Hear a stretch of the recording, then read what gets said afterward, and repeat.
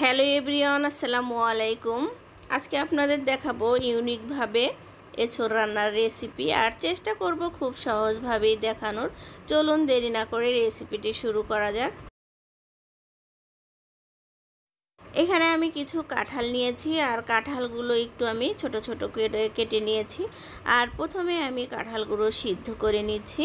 আর কাঁঠালটা অবশ্যই করে সিদ্ধ করে রান্না করতে হবে। এটা সুন্দর করে সিদ্ধ করে নিয়ে এরপরে আমি ধুয়ে নিচ্ছি। এটা ধুয়ে নেওয়ার পরে আমি পানিটা ঝরিয়ে নিব।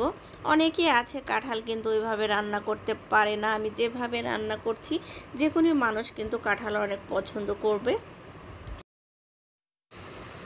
এরপরে আমি মুগ ডালটা ভেজে নিয়েছি, নেওয়ার পরে একটু সিদ্ধ করে নিব। এর আগে আমি কাঁঠাল অনেকভাবেই রান্না করেছি, কিন্তু মুগ ডাল দিয়েই প্রথম রান্না করছি। আর মুগ ডাল দিয়েও রান্না করলে কিন্তু কাঁঠালের তরকারিটা খেতে অনেক ভালো লাগে। এখানে মুগ ডালটা সিদ্ধ হয়ে গেছে। এরপরে আমি এখানে এঁচোড়গুলো একটু লবণ, মরিচ, হলুদ দিয়ে মাখিয়ে নিচ্ছি। আর এটা একটু আমি ভেজে নিব। আর ভেজে রান্না করলে কিন্তু অসম্ভব ভালো লাগে, যে কোনো মানুষই অনেক পছন্দ করবে। এটা মাখানো হয়ে গেছে। এরপরে আমি চুলাতে তেল দিয়েছি, তেলটাও গরম হয়েছে। আর এটা সুন্দর করে ব্রাউন করে ভেজে নিতে হবে।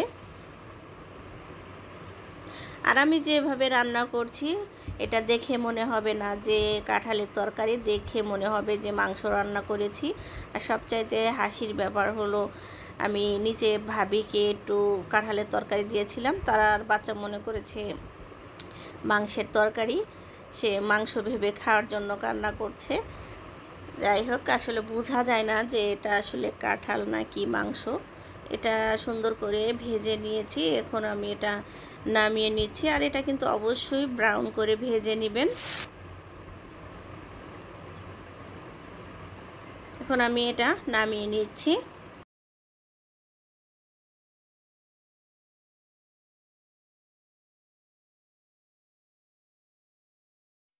নামানোর পর যে তেল দিয়ে আমি কাঁঠালটা ভেজে নিয়েছিলাম, সেটা দিয়েই এখন আমি সবজিটা রান্না করব। এরপরে এখানে আমি পেঁয়াজ আর কাঁচামরিচ দিয়ে দিচ্ছি।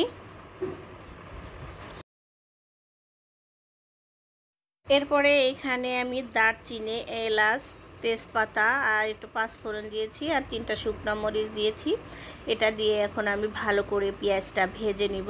অনেকেই আছে জানি না কিভাবে কাঁঠাল রান্না করে, কিন্তু আমি এইভাবেই রান্না করি। এটা সুন্দর করে ভেজে নেওয়ার পরে এরপরে আমি সব মশলা দিয়ে দিচ্ছি।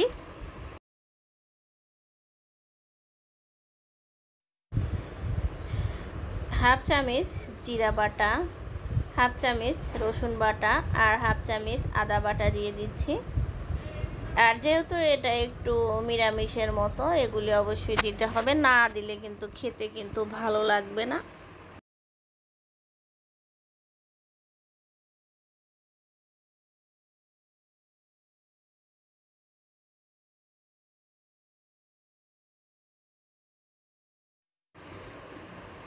পরিমাণ মতো লবণ, হাফ চামচ হলুদের গুঁড়া, হাফ চামচ লাল মরিচের গুঁড়া, আর এখানে আমি হাফ চামচ ধনিয়া গুঁড়া দিয়ে দিচ্ছি।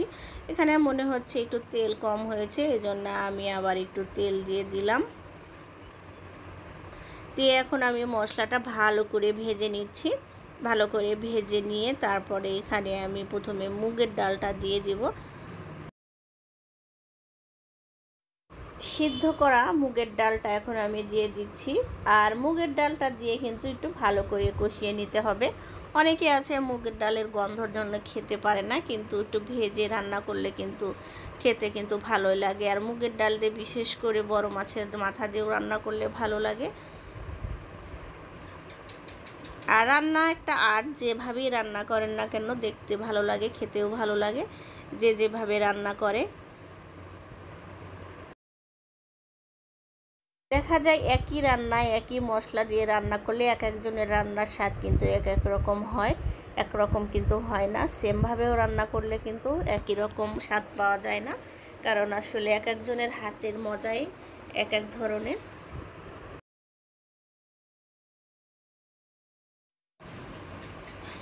এখন আমি ভেজে রাখা কাঁঠালগুলো দিয়ে দিচ্ছি। আর কাঁঠালগুলো কিন্তু ভাজার পরে কালারটাই একদম অন্যরকম এসেছে। আর কাঁঠাল দেওয়ার পরে আমি আরও 5 থেকে 6 মিনিট ভালো করে কষিয়ে নিচ্ছি।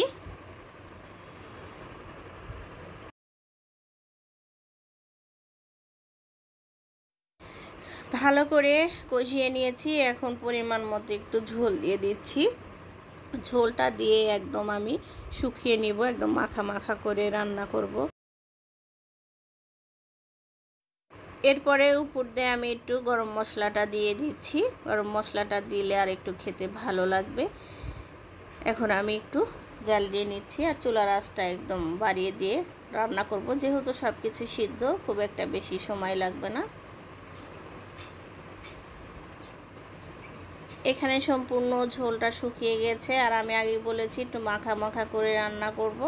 এই তো আমার কাঁঠালের তরকারিটা হয়ে গেছে আর দেখতে খুবই লোভনীয় লাগছে, খেতেও ভীষণ মজা হয়েছিল, আমার কাছে তো অনেক ভালো লেগেছে।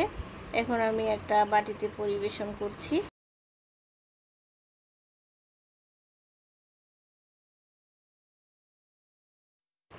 এখানে আমি একটা বাটিতে বেড়ে নিচ্ছি আর দেখতেই পাচ্ছেন, দেখে মনে হচ্ছে যে মাংসের তরকারি, কিন্তু এটা কিন্তু মাংস না, কাঁঠালের তরকারি। আর দেখতে যেরকম লোভনীয় হয়েছে, খেতেও ভীষণ মজা হয়েছিল। আর যদি আজকের এই রেসিপিটি আপনাদের ভালো লেগে থাকে তাহলে অবশ্যই একটি লাইক দিবেন এবং আমার চ্যানেলের সাথেই থাকবেন। আল্লাহ হাফেজ।